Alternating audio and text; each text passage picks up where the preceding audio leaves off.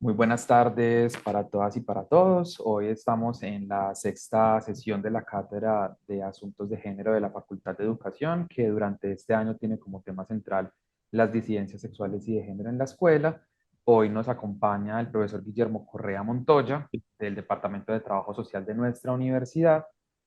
Eh, y con él vamos a estar conversando en esta sesión sobre una investigación que recientemente terminó, y la intención es que luego podamos evidenciar esas potencialidades o esos usos pedagógicos y educativos, eh, de sus resultados, pero también del trabajo de archivo y de esos recursos con los cuales trabajó el profe Guillermo. Entonces, profe, te damos la bienvenida. Muchas gracias por aceptar esta invitación del Comité de Asuntos de Género de la Facultad de Educación y el Grupo de Investigación Diverser. Gracias, Carmen. Unos saludos para todas y todos. Se escucha bien, ¿cierto? Sí, te escuchamos muy bien. Bueno, es que un aguacero aquí como interesante. Voy a hablarles entonces de Amores Oblicuos como en dos claves. Amores Oblicuos es una historia cultural de la homosexualidad en Colombia, pensada a partir de la literatura, la pintura y la prensa. Y en este caso, lo que vamos a hacer es un poco como trabajar este texto a partir de una interseccionalidad queer en clave de pedagogía. Y para eso entonces, eh, pues hay como unas preguntas o algunas discusiones que me gustaría inicialmente como plantear, un poco como que a la luz de lo que vamos discutiendo, de lo que voy a ir presentando, pues tengamos como este referente. Un primer punto que quiero hablar o que quiero que pensemos es justamente la normalización y estandarización de un modo de ser y aparecer en la escuela, ¿cierto? Es decir, es el lugar donde se produce discursivamente un sujeto y donde se produce discursivamente los referentes de ese sujeto, en clave de normalización y estandarización. El segundo punto, bueno, les quería señalar que siéntanse tranquilos y tranquilas para interrumpir cuando lo consideren, de modo que no tengamos que esperar hasta el final, sino que si hay alguna pregunta que se cruza en el camino, pues bienvenida.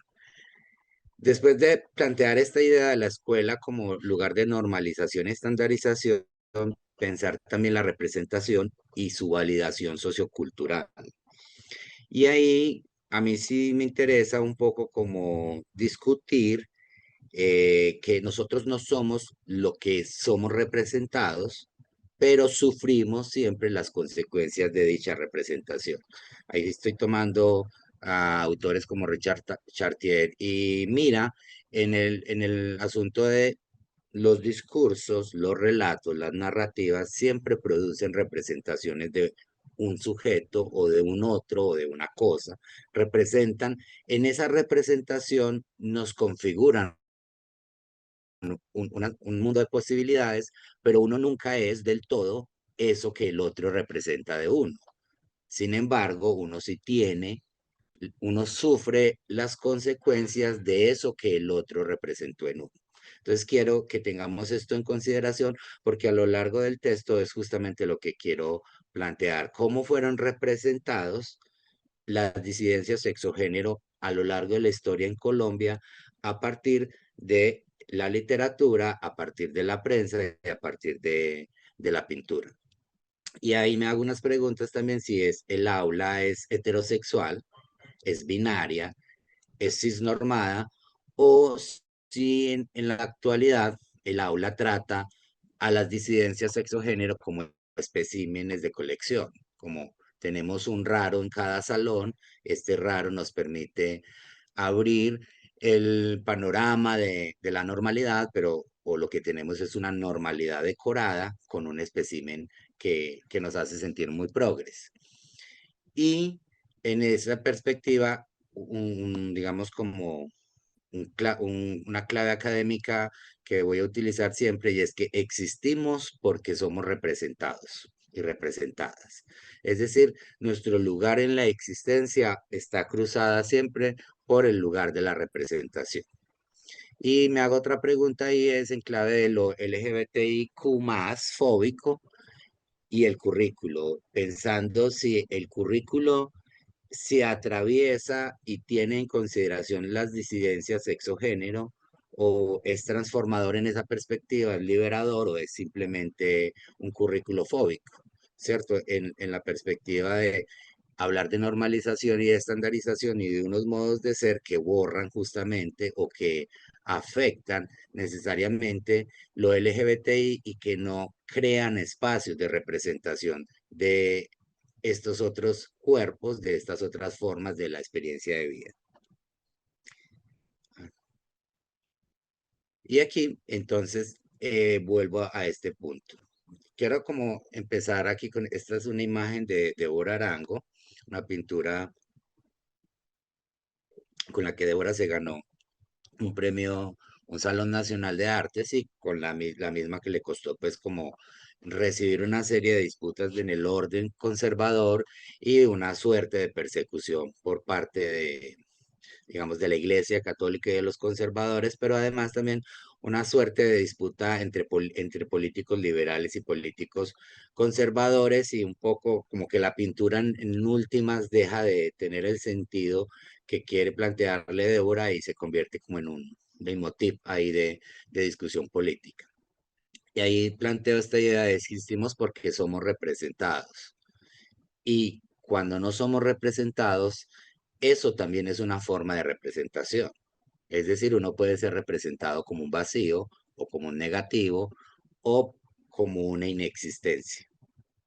No es solamente que la producción, o sea, que la representación nombre a alguien, sino que la representación en sí misma opera también como un lugar de borramiento, como un lugar de, de inexistencia. Entonces, lo puede pensar uno en esta perspectiva. La prensa es un poco como el diario, la prensa conservadora, por ejemplo, para este caso, o liberal si se quiere, en el departamento de Antioquia es un poco como los relatos que circulan de modo cotidiano y en la que se representa parte de la sociedad.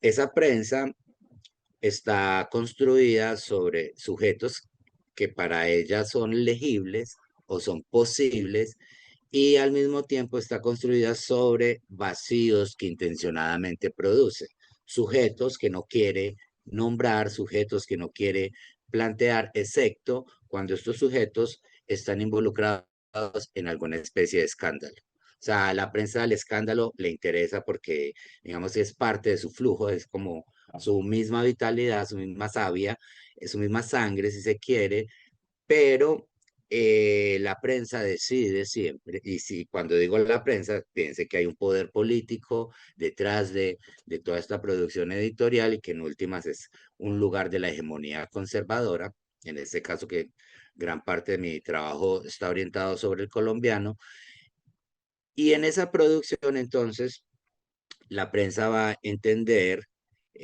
los hombres o las mujeres en una perspectiva bajo cierta estandarización, pero al mismo tiempo va a intentar ocultar unos personajes que en la vida cotidiana de la ciudad aparecen, ¿cierto?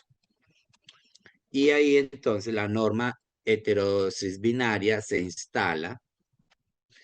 Cuando digo la norma heterosis binaria, eso suena como muy grandilocuente, pero es básicamente, digamos, como la heterosexualidad hombre-mujer con un referente de género específico, se produce como la naturaleza misma. Es decir, la naturaleza humana es la heteronorma.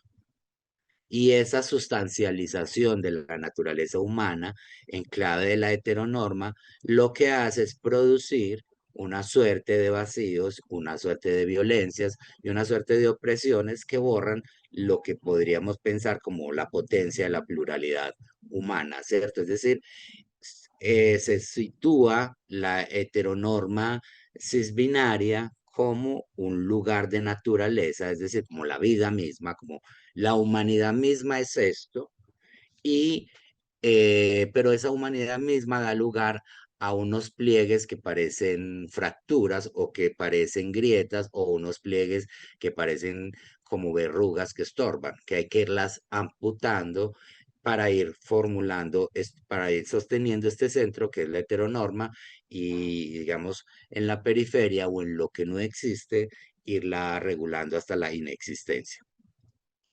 Entonces acá partimos como de, en Colombia, desde el siglo XIX, 1890, tenemos un código penal, o sea, hay dos textos fundamentales que nos van a hablar de este país desexualizado, de este país sin carne, de este país sin pasión y de este país como borrado de las posibilidades del placer. Tienen que ver primero con la Constitución de 1886, pero sobre todo con el Código Penal de 1890. Entonces, este código penal es un poco, uno lo podría traducir como nada de carne, nada de cuerpo, nada de placer, ¿cierto? Está construido sobre la idea de la obscenidad y se persigue todo aquello que resulta obsceno. Entonces ahí podemos mirar aquí en el artículo 415, el que publicara públicamente profieran palabras obscenas o canten o reciten canciones torpes, sufrirán un arresto de 4 a 30 días. Los que ejecutaren acciones deshonestas delante de otros serán castigados con prisión por 8 días o 2 meses. Si la acción consiste en signos o señales manifiestamente torpes, torpes es que está atravesado, digamos, como por una línea de placer o de lujuria. Entonces, aquí, digamos que este código es muy simpático además porque lo que hace es como una condena a la desnudez, a la carne, a la sexualidad, al cuerpo, incluso cuando hay que someter a los seres humanos al cuerpo, por ejemplo, los estudiantes de medicina, pues tienen que observar estas gráficas del cuerpo desnudo siempre bajo tutela.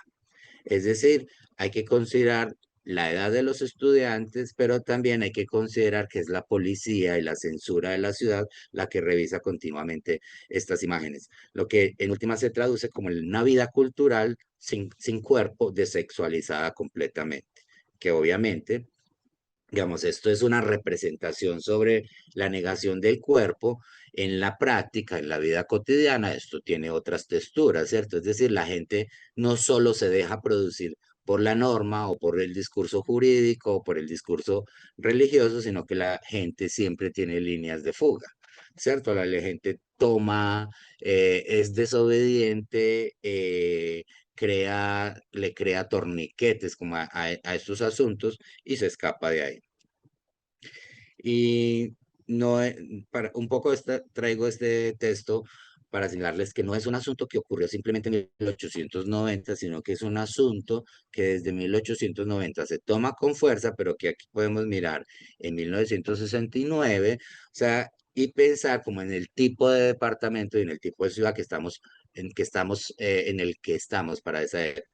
Hay como una, digamos, como una ligera reinterpretación de lo que ocurre en el mundo en los años 60, que pareciera que eso se tradujera en Colombia y hay una gran distancia, ¿cierto? Es decir, cuando pensamos en Stonewall, por ejemplo, en los movimientos de diversidad sexual o el grito, el coso del orgullo, o cuando pensamos en el movimiento hippie, en todas las libertades sexuales, tendemos a creer que eso atravesó por nuestros territorios y justamente lo que ocurre en este caso es como un repliegue.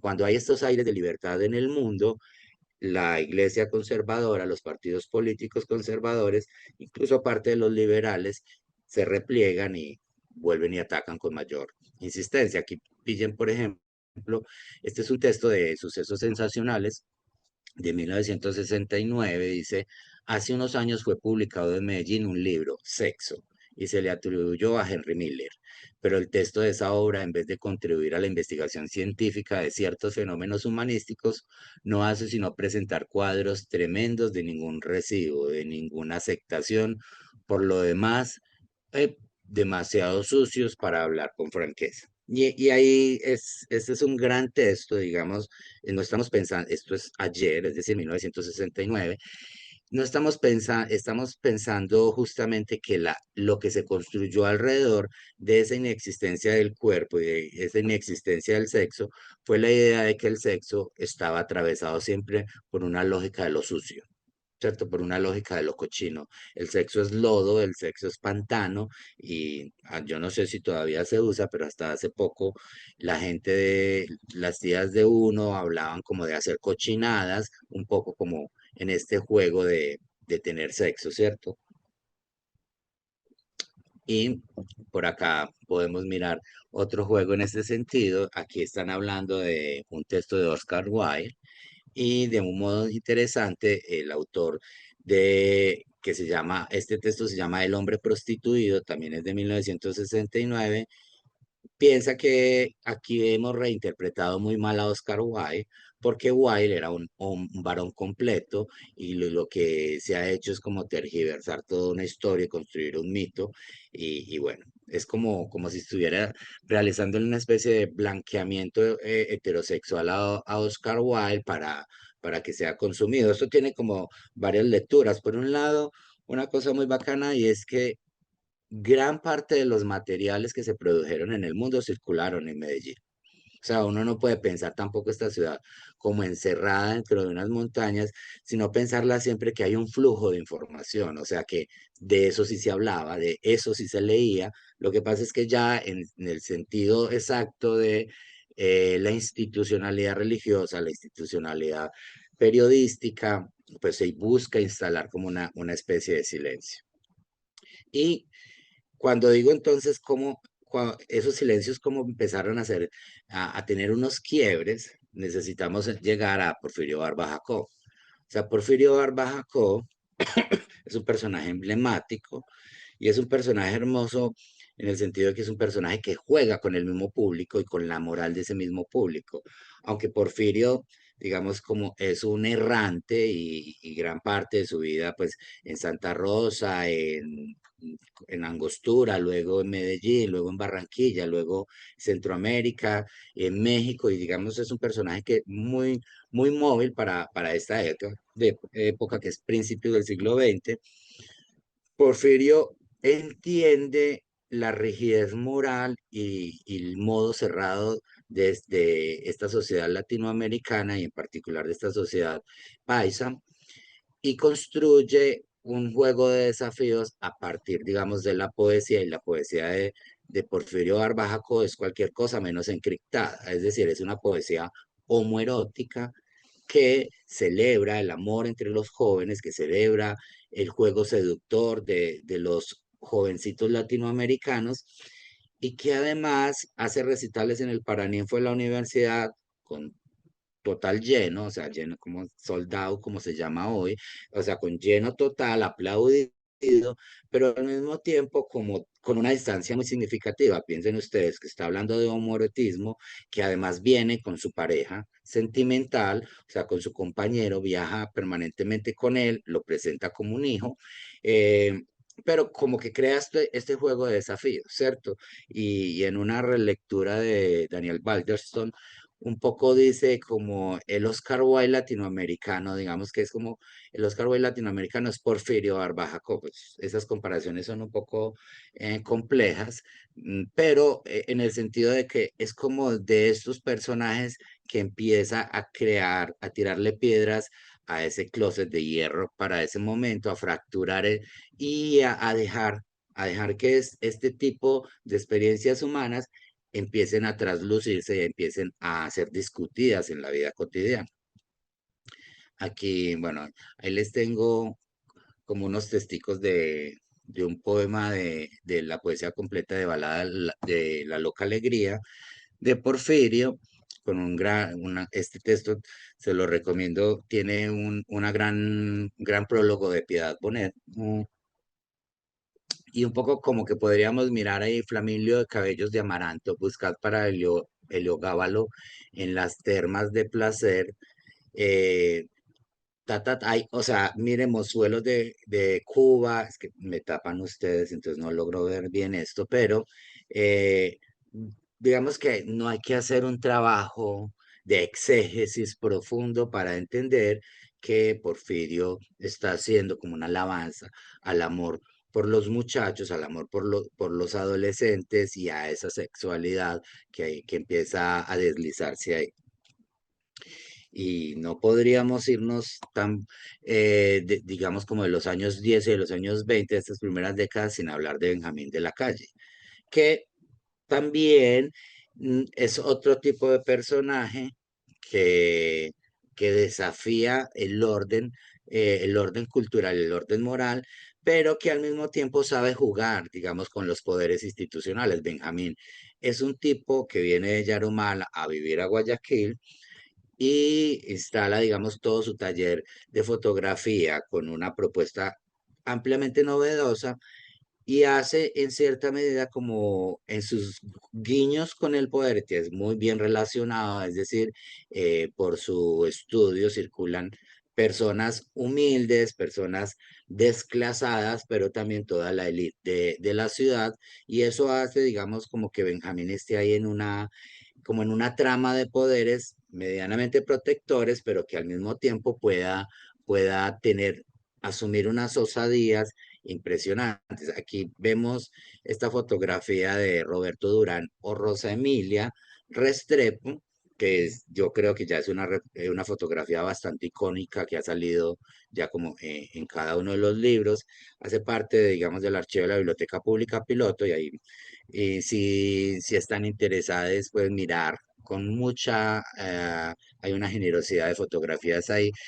Pero si observamos como todo este juego, o sea, si uno lo lee como una perspectiva contemporánea, diría, "Ah, sí, hay como un juego queer de ver una mujer y de verlo en hombre y como la transformación, pero también lo que necesitamos mirar acá es, por un lado, que Benjamín nos está certificando la existencia de personas transgénero desde finales del siglo XIX, principios del siglo XX. Esa certificación es muy clave porque es una representación, es decir, es como que quebrar también esta idea de que lo LGBT es como un tema contemporáneo que se lo inventó el 28 de junio y que a partir de ahí la maricada estalló, sino como entender que las diversidades o las disidencias sexogénero están amarradas a la historia, producen parte de esa misma historia, solo que intencionadamente están borradas. Y lo que nos interesa acá es es quitar esos velos que hay y volverlas a reinstalar en el juego de la historia. Entonces, un poco aquí como para decirles, si ustedes miran a Roberto o a Rosa Emilia, están mirando la cámara, ¿cierto? Y tienen una actitud profundamente digna. Sí, y digamos, la ropa, la postura, es ceremonial, es, digamos, como Benjamín lo que hace es brindarle una suerte de códigos simbólicos que le restituyen en dignidad a un ser humano que en la vida cotidiana es borrado, despreciado, considerado, digamos, por fuera de esa categoría de la humanidad. Aquí es un poco como para mostrarles como estos juegos de Benjamín aquí en la fotografía de la izquierda del sombrero blanco, se llama Libardo Parra, que más conocido como Tartarín Moreira. Es muy significativo, digamos, esta fotografía. Ay, es que los gatos llegan a atacar. Eh, Esta fotografía es significativa porque Libardo Parra escribe una suerte de textos, poemas, qué sé yo, contra los homosexuales. Y habla es un poema que se llama Tierra de Dañados y habla, digamos, de que ya no hay hombres, que se están acabando los hombres, que ahora andan engominados. Digamos como que hay un juego medio irónico, satírico y digamos que hay una burla frente a estos personajes que están en la vida cotidiana y como que un modo de resarcir esa burla es que Benjamín lo retrate y lo amaricone de un modo profundo, ¿cierto? Es decir, si miramos en esa fotografía, pues Libardo Parra parece como el novio del otro que está ahí. Además, la fotografía se llama Libardo Parra y compañero, como que deja digamos, como esos puntos en el aire. Una anécdota y como para contarles es que cuando yo publiqué Raros, después hicieron un artículo en Arcadia y sin consultarlo y sin preguntar nada. seleccionaron esta fotografía de Libardo Parra como para ilustrar el texto de Raros, cuando, digamos, estamos hablando de un personaje profundamente macho centrado, sí, heteronormativo, pero digamos que ahí queda como esa ironía que planteó Benjamín de la Calle y que queda suspendida en el tiempo. Aquí pueden mirar como esos juegos que Benjamín establece, Oscar Wilde y Bossi, y Benjamín de la Calle y José, que es su compañero con el que vivió durante mucho tiempo en Guayaquil, un poco como su pareja, y con el que enfrentó, digamos, como todo el tipo de rumores en los cafés, pero que en la vida cotidiana pues no pasaba de ahí. Aquí podemos mirar a Álvaro Chavarría. Miren también como lo sublime de esta imagen y es como la dignidad de la imagen, ¿cierto? Es decir, es, es la ropa, es el estilo, es la pose, son los zapatos, es todo lo que reinstala, digamos, y restituye Benjamín ahí, planteándole, digamos, como un lugar dentro de la historia a unos personajes que estaban borrados o considerados profundamente anormales o marginales. Y ahí voy a dar un brinco como a los años 20, también como quienes empiezan a hacer estos quiebres en la representación. Entonces, si miramos de momento la poesía de Porfirio, la fotografía de Benjamín, y aparece una novela que se la recomiendo muchísimo, que se llama La novela de los tres, de José Restrepo Jaramillo. Este es un escritor de Jericó. eh, de un modo simpático, esta novela no se encuentra ya en el archivo de Jericó, o no sé si la habrán llevado, el año pasado todavía no estaba, porque esta novela es una novela que la odiaron mucho acá. Tomás Carrasquilla la odió, mucha gente la detestó y José Restrepo Jaramillo era un poco como el discípulo de Tomás Carrasquilla. La odió en el sentido de que empieza a aparecer una idea de un amor oblicuo, que no es el amor de las horizontales como se llamaba a las mujeres en oficios sexuales, ni es el amor recto, es el amor oblicuo, ¿cierto? Es el amor que cruza de otros modos, es un amor que involucra a hombres. Entonces esta es una historia de alguien que observa a alguien y que se va enamorando y de otro que está observando a ese que se enamora y al final ahí hay como no es un trío, no es tan contemporáneo, pero digamos que sí hay una lógica de amores disidentes muy interesantes y lo que interesa también es mirar a quienes retoma José Restrepo Jaramillo y nos vuelve a hablar de Oscar Wilde, nos habla de Retama en España, nos habla de una suerte de autores que se consideran desconocidos, pero que circulan de modo cotidiano. Y acá un texto magnífico que se llama Por los caminos de Sodoma, confesiones íntimas de un homosexual. Si lo piensan, estamos hablando de la década del 30.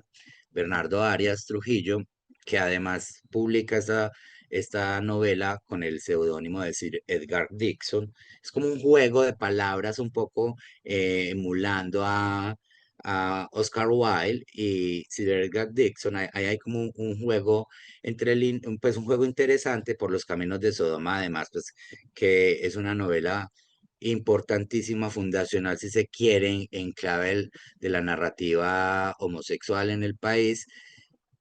Y digamos que Bernardo, bueno, Bernardo va a tener un final complicado.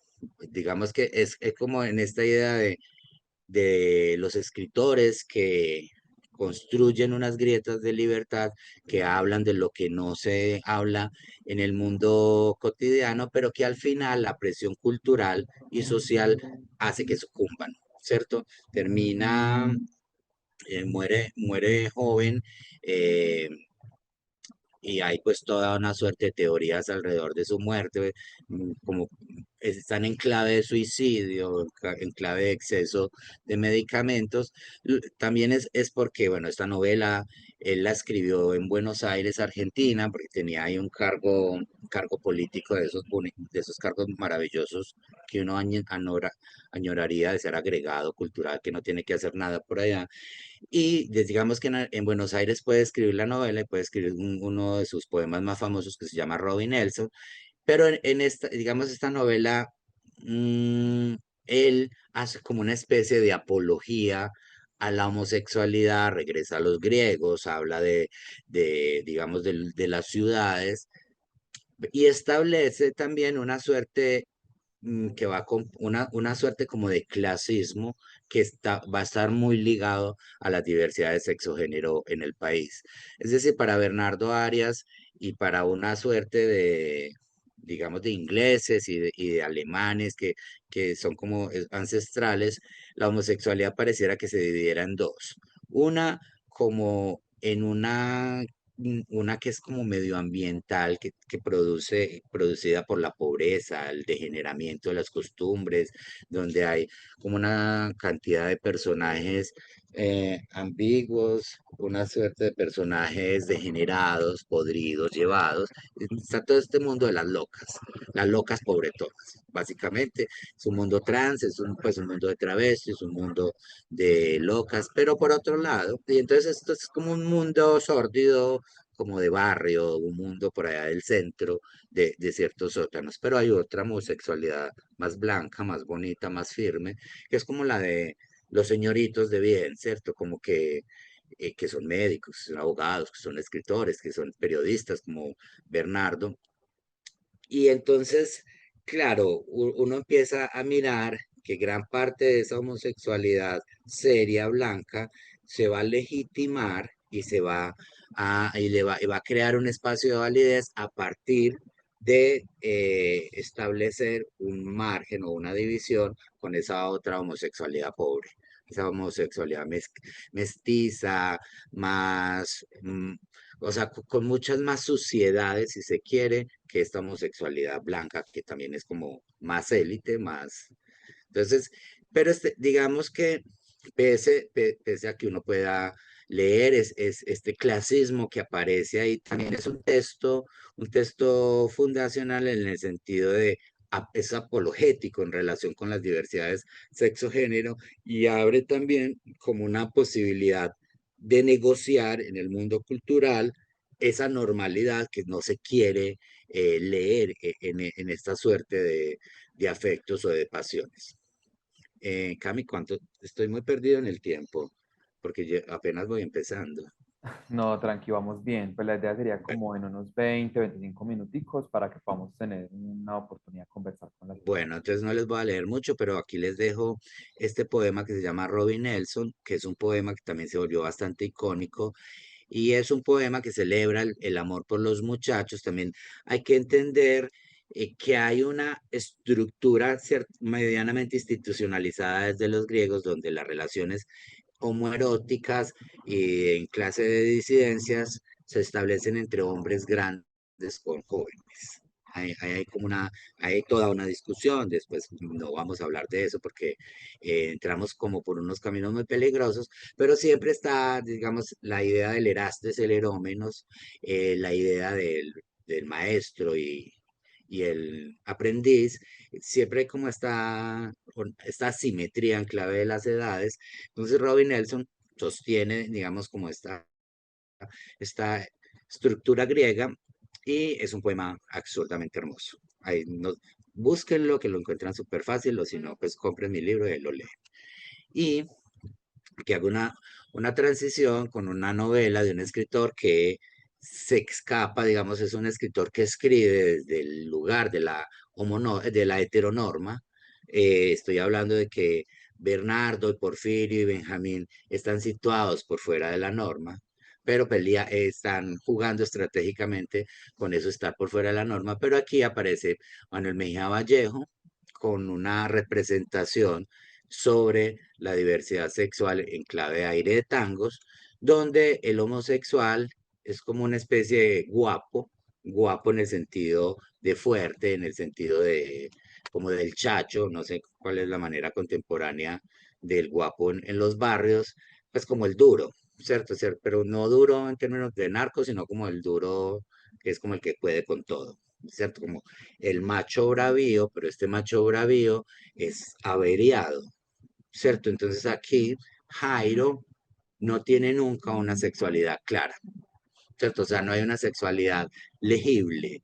Y esto me parece muy interesante porque también va a instituir en el mundo de la vida cotidiana estas formas de representación y sobre todo de vivir la sexualidad por fuera de la norma y es como no como estos personajes que construyen una lógica de lo discreto, de lo viril, de cierta masculinidad a veces medio reforzada, como de cierto machito homosexual como del que no, nadie sospecha, aunque todo el mundo sospecha, pero que no admite como una intromisión en esa vida de lo cotidiano. Entonces, Cairo funciona también como ese lugar del macho averiado, pero que se restituye siendo macho y siendo el más fuerte de todos esos otros machos.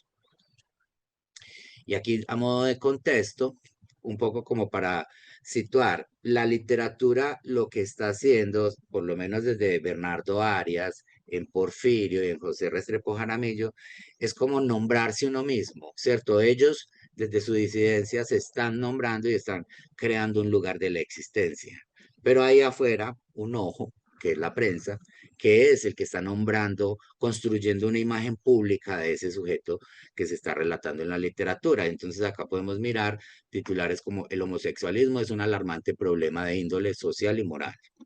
Un sujeto vestido de mujer para arrastrar capturado. Uy, qué pena, habría dicho Alberto Areiza Posada si realmente fuera mujer, cuando fue respetada por las autoridades de la ladera. Ultimado en Guayaquil, la Julia, por su mejor amigo, la María Félix. Y mire aquí Sonia en libertad. Nótese la diferencia de Sonia vestida como mujer antes de ser llevada a la cárcel para varones. Muerto por detectives, hombre prostituido. Entonces, lo que me interesa aquí que podamos como contrastar es justamente cómo se produce esa enunciación de uno mismo, de su singularidad en clave de la sexualidad a partir de la literatura, pero cómo estas singularidades están constituidas o producidas desde afuera por un ojo muy poderoso que es la prensa. O sea, estos sujetos van a ser nombrados de modo cotidiano como monstruos, como pervertidos, como anormales, como enfermos, como mentirosos. O sea, engañan con el cuerpo, son una mentira. Entonces, en últimas, digamos, este sujeto tiene que, digamos, moverse entre eso que él cree de sí mismo, pero sobre todo eso que los demás creen de él, porque con lo que tendrá que lidiar es con lo que los demás creen de él, ¿cierto? Es decir, si en el orden de lo cultural la prensa insiste de que las chicas travestis o los chicos trans son monstruos, son engendros de la naturaleza, son violadores, como va a ocurrir después, pues lo que pasa es que estas personas tendrán que lidiar y ser tratadas como engendros, como violadoras o como pervertidas. ¿Y cómo es tratado uno cuando lo representan así? Solamente hay que pensar. Entonces miren acá, si uno mira las noticias siempre aparecen travestis o falsas mujeres, como se nombraban, asesinadas, porque es como el final trágico de ellas. Pero si ustedes miran, por ejemplo, donde dice la pipiola, no, el batida de extravagantes y la pipiola, miren un poco esas fotografías, o sea, es muy bonito el archivo en este sentido, y es que, por un lado, esas mariquitas quedaron para la existencia, ¿cierto? Hay una certificación de existencia y de que están mariqueando en la vida cotidiana y no como una efervescencia contemporánea, sino que hay esa presencia histórica, pero por otro lado, miren cómo están mirando la cámara, o sea, están siendo detenidas. O sea, en ese momento las están deteniendo, las van a llevar a un cárcel, a un patio en la ladera, y ellas están desafiando a la policía y están desafiando ese lente que las está registrando para la historia. Están en pose de mariconería, están mirando a los ojos, están haciendo jarra con sus brazos. O sea, hay todo un mariconeo resistente ahí que hay que leer. ¿Cierto? Aunque la noticia es, digamos, problemática porque están siendo capturadas, la otra es lo que nos deja ver ese archivo que está borrado precisamente de esa historia. Aquí voy a dar un salto mortal, voy a llegar a Cali y Entonces vamos a mirar con Andrés Caicedo. Bueno, el texto de fondo no se los voy a leer, es un texto del periódico El Crisol de Cali, simplemente que está hablando de que hay demasiados homosexuales, que hay que hacer una limpieza, se empieza a hablar de limpieza y de encerramiento y tal cosa, porque uno piensa que es porque Medellín es un contexto conservador, pero si lo se amplía el lente, va a encontrar que la prensa se comportaba de modos muy similares en Medellín, en Cali, en Barranquilla, y que produce, digamos, estas mismas imágenes. Pero acá, bueno, aquí está una noticia que también es interesante mirar, y es a 90 días de trabajos forzados en la colonia penal, los 7 elementos degenerados. O sea, hay una, digamos, como una idea muy blanqueada de la homosexualidad, como si no hubiese pasado nada. Lo cierto es que en la vida cotidiana, muchos de ellos, al ser denunciados por la familia, terminaban encerrados en el manicomio, torturados con una serie de terapias, o los pobres, los maricas pobres, terminaban en la cárcel, estaban tachados de vagos o calificados como degenerados y terminaban en trabajos forzados. ¿Cierto? Gran parte de lo que es, por ejemplo, el orgullo antioqueño, como la vía al mar, se hizo con trabajo forzado de personas que metían a la cárcel y que las obligaban a trabajar ahí. Y aquí doy lugar como a Andrés Caicedo con este cuento que se llama Besacalles. Besacalles, o sea, a mí no me interesa pensar la sexualidad de Andrés Caicedo, sino que me interesa un poco en clave de su obra. Y Besacalles es uno de esos cuentos de donde aparece por primera vez una persona trans, y una persona trans en clave de afecto. Ya no es una persona trans en clave de persecución, en clave de asesinato, o en clave, digamos, como en estos lugares o en estas etiquetas oscuras, sino que aquí hay un modo de desamor, un juego irónico, incluso si se quiere, es un cuento hermoso. Y lo que interesa es justamente como ese lugar que Andrés le construye a esta persona, en clave del afecto, clave del amor, porque si uno de los asuntos que tienen que conquistar los que aparecen representados por fuera de esa representación de de lo humano, es dejar de ser un monstruo para empezar a tener lugar en el afecto, lugar en el reconocimiento como un sujeto sensible y posible de amores. Aquí está la otra contraparte, miren, mientras la prensa está hablando de las mariquitas como falsas mujeres y como delincuentes, está hablando de los hombres como pervertidos, y lo que hace particular es que toma casos reales y los extrapola. Es decir, que la prensa lo que va a hacer en los años 40 y 50 es tomar el caso de un violador de niños y volverlo en un homosexual ejemplarizante.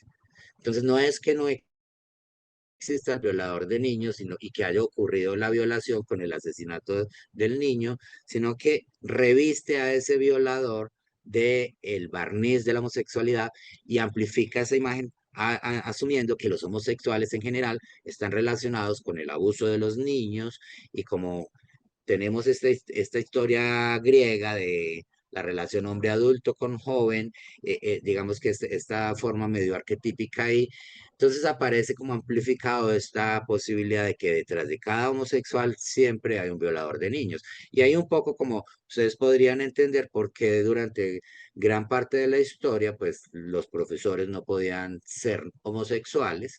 Es que hay esa cercanía de la perversión, que es el profesor homosexual con la tierna infancia, pues hay como unas amenazas eminentes.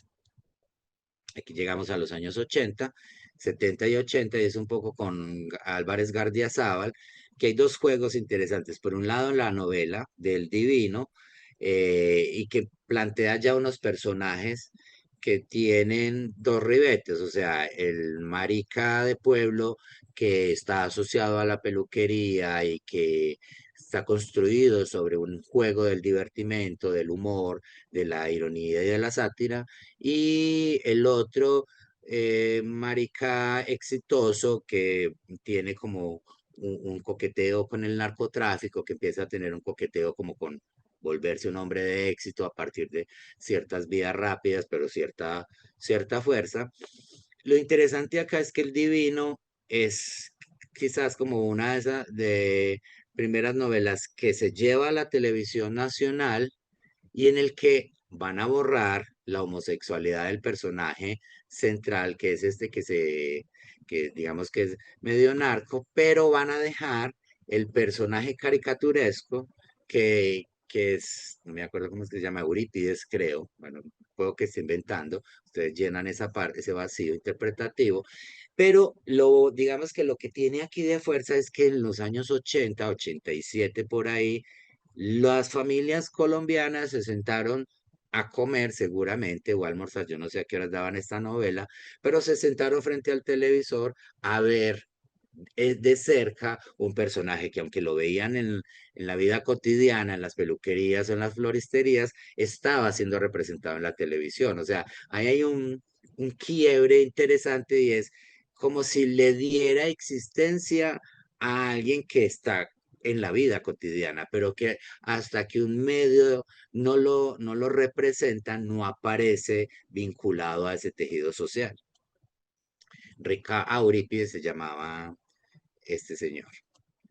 Y volvamos aquí a Medellín, entonces aparece en el 87 una novela que también, yo digo mucho la palabra fundacional, pero es una novela que si uno tuviera que decir, es como que el lugar donde las maricas de los 80 nos, nos reconocemos. Es decir, como la obra inaugural.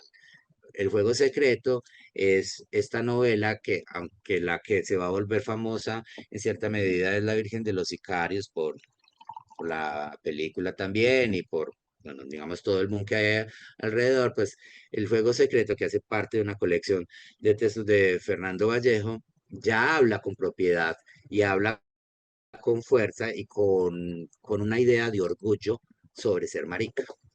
¿Cierto? Hay un quiebre clave también ahí, es que Vallejo, mm, en en su modo específico de narrar y de narrarse a sí mismo, pues nos plantea un vector de orgullo y un vector de cierta centralidad y le quita en cierta medida una anormalidad a esta idea de la disidencia en la figura del marica.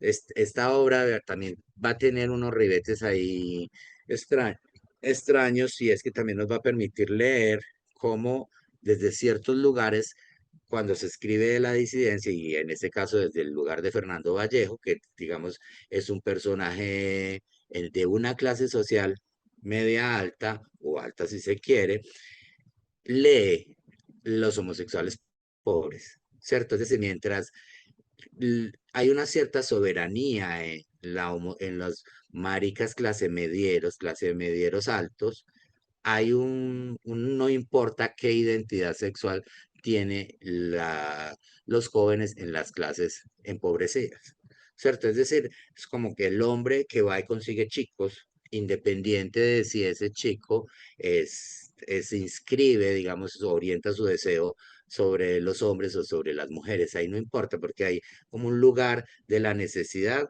que se llena con y un lugar de digamos, como de la clase social que compra. O sea, un mundo interesante si uno lo lee como en ese vector interseccional de la clase y es que estas disidencias están necesariamente amarradas a estas mismas lógicas de los mundos culturales, del clasismo, del racismo, de todo esto. Y ya aquí vamos a ver una cosa. Cami, ¿cuánto me queda? 2 minutos. Lo necesario. Bueno, si ustedes ven hasta acá, o sea, hasta los años 70, 60, no hay pintura. No hay pintura en Colombia, no estamos hablando de obras, bueno, Débora Arango, que está, después la retomamos, pero en últimas, como los grandes o las grandes pintoras no aparecen en clave de la diversidad de sexo-género. En cierta medida, digamos que hay una hay una timidez fuerte de las plásticas frente a la representación de la disidencia sexo-género que es asumida por la literatura. O sea, la literatura quiebra ese secreto y las plásticas vacilan un poco. Y va a ser como en la década del 70, donde Miguel Ángel Rojas y otros artistas, aquí miramos un trabajo de Miguel Ángel Rojas de los años 70 que se llama Territorios de Placer, y aquí dos grandes representaciones de Miguel Ángel Rojas. Miremos, por ejemplo, esta obra donde hay un chico ofreciéndonos el culo como si fuera una ceremonia de apertura, ¿cierto? Es decir, aquí y hay que volvernos a cruzar con todos estos juegos latinoamericanos del MBL, de ofrecer el culo y demás, como un acto de resistencia, como un acto político.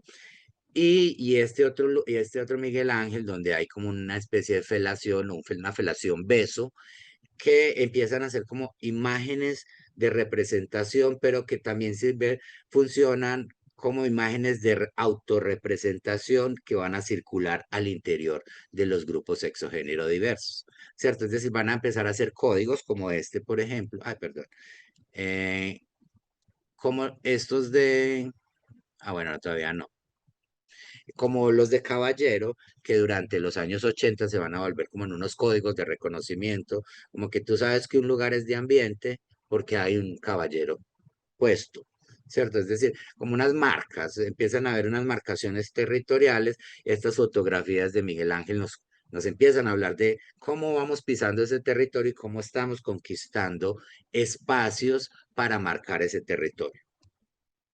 Voy a brincarme a la costa y con dos figuras y luego volvemos para cerrar porque yo trabajo hasta los años 90.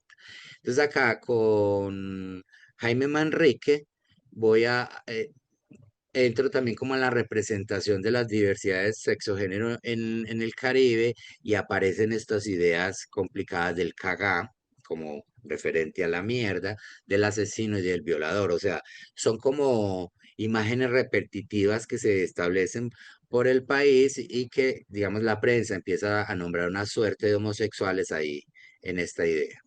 Pero digamos que el eco de resistencia siempre aparece ahí en la literatura, y en este caso con Jaime Manrique, esta novela que se llama El cadáver de papá, que fue recientemente reeditada, es justamente también ese otro lugar de donde se nombra el sujeto homodiverso, donde empieza a hablar de encuentros sexuales y empieza a hablar como de la carne desde otro lado. Si pudiéramos leer este texto, por ejemplo, es una descripción de una follada, ¿cierto? Es decir, hay una penetración aquí, hay una felación, y es cuando la penetración y la felación se vuelve literatura y además restituye a un sujeto que, que está amarrado a estas prácticas. También aquí un texto de Manrique en Maricones Eminentes, donde dice es a Lorca y a Puy y Arenas a quien debe darles el reconocimiento, porque Jaime señala que leyendo a estos autores, él logró quitarse su censura y poder construir un universo disidente, sexogénero disidente. Y esto me parece muy fuerte, y es justamente porque los primeros lugares de validación de las disidencias sexogénero aparecen en la literatura. Es decir, cuando no hay representación, cuando ese mundo cotidiano, cuando la escuela no nos presenta ni nos habla de esto, cuando la familia no nos habla de esto y no hay, digamos, esta posibilidad de referencias, es la literatura donde se construyen refugios. Y es la literatura donde se validan esas existencias que se asumen como en solitario. Entonces, Manrique aquí, perdón, les está dando las gracias a Lorca, a Puy y Arenas. Y aquí pues un chisme, Lorca fue amante tanto de Bernardo Arias como de Porfirio Barba Jacob. O sea, hay una cosa, pues, digamos que tienen un registro histórico carnal bastante interesante esos tres. Maricones Eminentes es el texto que les digo, y si quieren hacer como una lectura ya sobre la llegada también de un asunto que nos va a devolver en clave la representación, que tiene que ver con el VIH-Sida, esta obra de Luna Latina en Manhattan. Aquí aparece un personaje divino que es Raúl Gómez Hattin, que desde Cartagena y desde todas las orillas del Sinú nos está mostrando esta posibilidad del placer vinculado a las prácticas eh, de encuentro carnal entre los hombres, pero también una práctica mucho más extendida. Digamos, con Raúl uno podría mirar un universo que se va más allá de la carne, que involucra a veces animales y demás, pero que es como es esta constelación del placer que no está cerrada necesariamente a esas formas de la norma. Aquí pues un texto hermoso que les recomiendo que se lean, que es El disparo final en la Vía Láctea. Y bueno, si pueden buscar y morir de amor por Gaumes Hattin, pues lo pueden hacer. Aquí venimos ya vamos cerrando entonces con Feliz Ángel, esta novela que se reeditó el año pasado. Te quiero mucho, poquito nada, es una novela que nos habla como de esa transición de Medellín. Esta novela es escrita en la mitad de la década del 70, pero y se vendió más bien poco en la librería Aguirre, se sacaron como 1000 ejemplares, después circuló de un modo muy anónimo, así como de modo underground por fotocopias, pero tuvo unos efectos importantes en clave, nos habla de un universo de ambiente, de esta figura de hombres de ambiente que están conquistando una ciudad, conquistando las cantinas, los bares, conquistando ciertos territorios y nos habla también como de la posibilidad del amor, pero el desencuentro de él, el desencuentro y ciertos juegos de violencia, porque se tienen que ir, es decir, porque hay como un desplazamiento, como un destierro en clave de ser homosexual en la clase alta y en la vida cotidiana, digamos, en la vida concreta también. Feliz Ángel termina exiliándose del país, eh, se va a finales de los 70 para Nueva York, no, y bueno, ahí escribe otros textos, pero como que tiene un eco a esa realidad, es decir, como que hay unos lugares que pueden desafiar esas normas, como la clase, por ejemplo, puede desafiar un poco esa norma, pero también es posible que esa norma sea castigada incluso en las clases altas. Pero el castigo es distinto, opera de un modo distinto, es decir, mientras uno, si acaso, se podrá ir de Manrique para Caldas en el desplazamiento, pues la clase alta se va de Medellín para Nueva York. Ahí hay unas diferencias significativas y unos pesos significativos en los destierros. Y aquí ya volvemos como a este lugar de Luis Caballero, que va a borrar esta forma de tensa, como de la representación gráfica sobre el deseo y el sexo, y nos va a llevar a este territorio, que es un territorio como tormentoso y placentero del encuentro sexual entre hombres, ¿cierto? Es decir, como que cuando miramos las pinturas de Luis Caballeros no sabemos si hay sufrimiento o hay un placer tan excesivo que parece sufrimiento, hay un éxtasis en ese encuentro de los cuerpos o hay un desgarramiento en ese encuentro de los cuerpos y no sabemos si nos está hablando de un país que está atravesado por la violencia en los años 80, pero al mismo tiempo de un país que está atravesado por ese juego sexual. Me inspiré mucho. Eh, que, que, que hay cosa muy, muy potente aquí con Luis Caballero. Es que Luis Caballero, un poco como Porfirio Barba Jacob, bueno, se hacen gran parte digamos, de su carrera. Luis Caballero la hace en París, trabaja en París, pero expone en Colombia y de vez en cuando, y es muy invitado en Colombia. Y lo que interesa también con Luis Caballero es que exhibe en las galerías más prestigiosas del país, en los lugares más importantes, se gana el premio Coltejer y se gana otra suerte de premios. Entonces pone ante los ojos de una sociedad pacata y moralista un juego amoroso de hombres, un juego sexual entre hombres, y eso hace un poco que esa pupila se dilate o que por lo menos se fragmente, ¿cierto? Y aquí, con Lorenzo Jaramillo, que ya es un mundo más íntimo, Lorenzo Jaramillo, eh, unas litografías que las llama como las parisinas, nos muestra como ese lugar de encuentro sexo género disidente en ciertos subterráneos, en ciertos encuentros.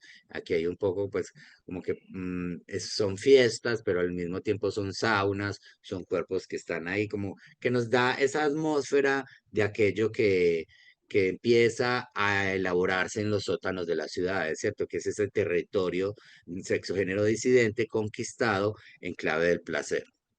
Y por último, llego hasta aquí, hasta un beso de Dick, y es Fernando Molano, ¿cierto? Fernando Molano eh, es como, si se quiere, como la representación donde el amor entre hombres, el amor entre disidentes ocurre sin culpa. O sea, hay un quiebre en clave de la culpa.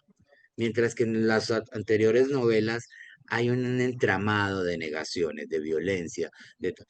Un beso de Dick es una novela romántica, poderosa, pero también es una novela de representación y de validación de nuestros afectos. Es decir, es una novela en la que las disidencias se acercan y se encuentran ahí y se validan en clave de su existencia y en clave de sus afectos. Es una novela tranquila, o sea, es una novela donde no hay esta gran tragedia, donde no hay estos grandes pliegues o estas grandes violencias, sino que es una novela si se quiere, como introductoria, como la bienvenida a la literatura posible de la existencia sexo-género diversa y el amor sexo-género diverso. Y aquí hago como un paralelo con la novela de 1926 y con la novela de Fernando Molano, en la que dice, yo sí quisiera comentar que lo amo.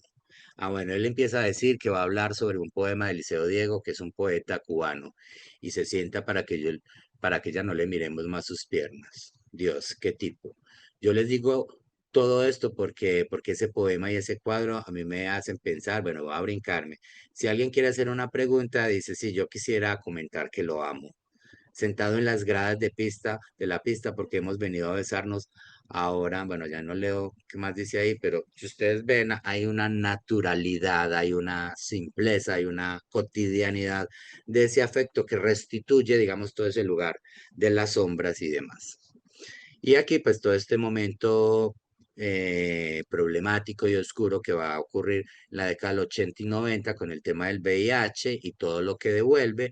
Ah, bueno, que no quería irme antes sin mirar como eh, un lugar de exploración que todavía exige de otras y otros investigadores como de mayor, como esculcar más, de profundizar más, y es el tema del amor entre las mujeres y las ausencias que ocurren ahí. Entonces, quise empezar justamente como con ese trabajo de Débora Arango, y si ustedes miran y relacionan un poco este contexto, es imposible que aquí no estemos hablando de un amor lésbico que construye la atmósfera de esta pintura, ¿cierto? Es de las mujeres que aparecen sensualmente, de la mujer que está celebrando su cuerpo, de todo ese entramado, es como si hubiera una constelación lésbica ahí diciendo, gritándonos, bajo, digamos, bajo nuestros silencios acostumbrados, es que a Débora no la podemos lesbianizar, a Débora no tenemos,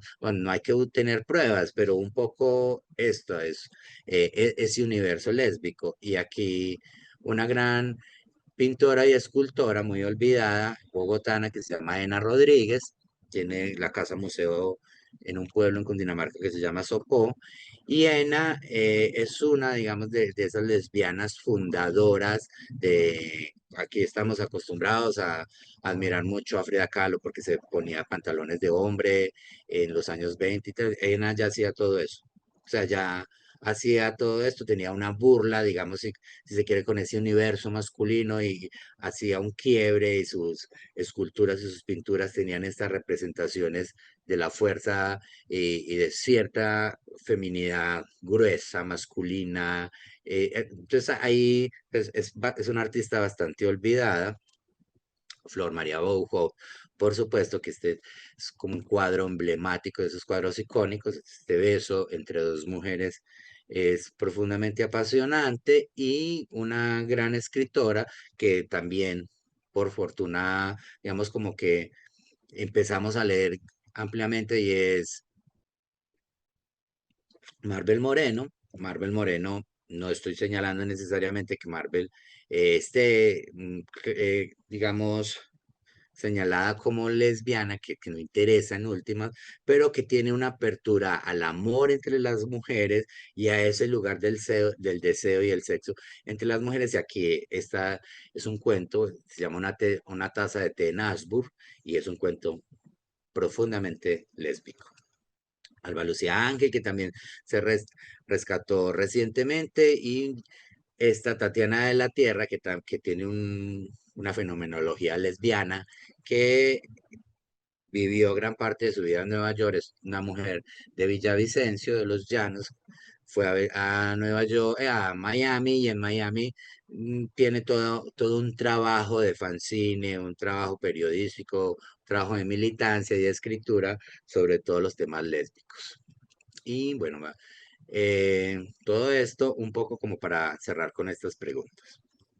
¿Una pedagogía queer o interseccionar la pedagogía? Es para mí como la pregunta, ¿cierto? Es decir, cuando hablamos de pedagogías queer estamos señalando como de adicionar unos elementos a lo que ya tenemos o revolcar eso que ya tenemos y cruzarlo necesariamente con las representaciones sexogénero diferentes, disidentes, ¿cierto?